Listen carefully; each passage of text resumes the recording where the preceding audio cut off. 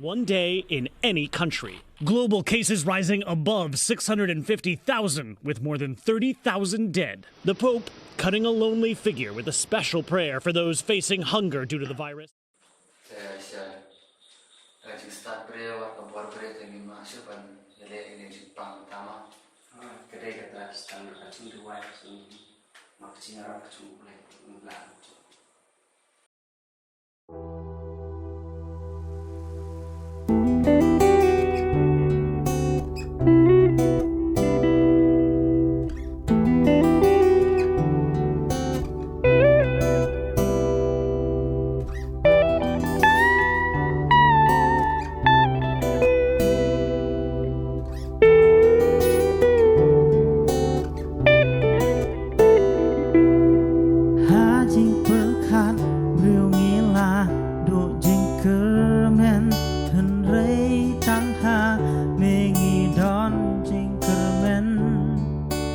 Tang chính thoại hụt lấy uốn is này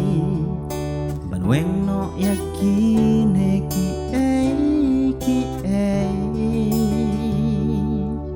try in yang ya le ya ki jing ki ba wan lên cho cùng đến ba mẹ đã các thiên gióng mê nghiền yang ya le ki jing pang jing shi tông đã jing thoại nghiền bề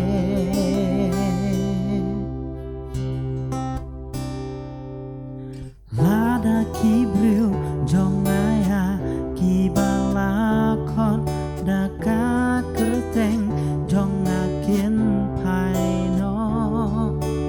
na ki jing lệ bầm man jong ki bật ngăn map nó ya ki pop jong ki try in yang ya lệ ya ki jing ki ba wan lên cho cùng đến ba mẹ đã các thiên gióng mê nghiền yang ya lệ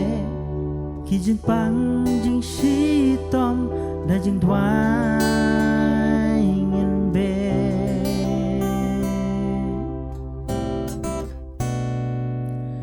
wan chu Giêsu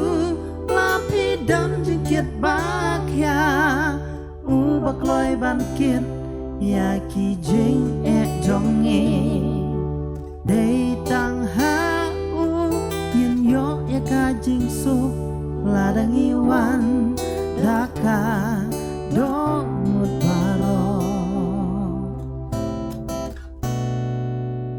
wan shu Giêsu la pi dam jing kiet bak ya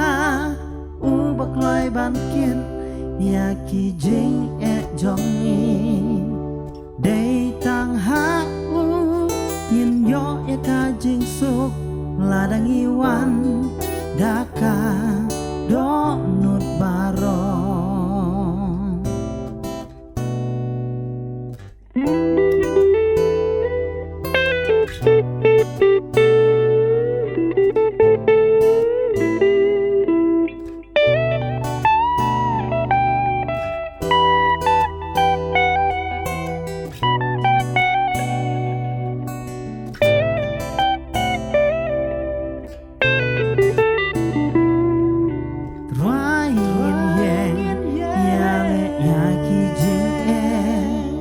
ki ba wan lên cho cùng đến ba mẹ đã các thiên gióng mê nghiền yang ya lệ ki jing pang jing shi tông đã jing thoại nghiền bề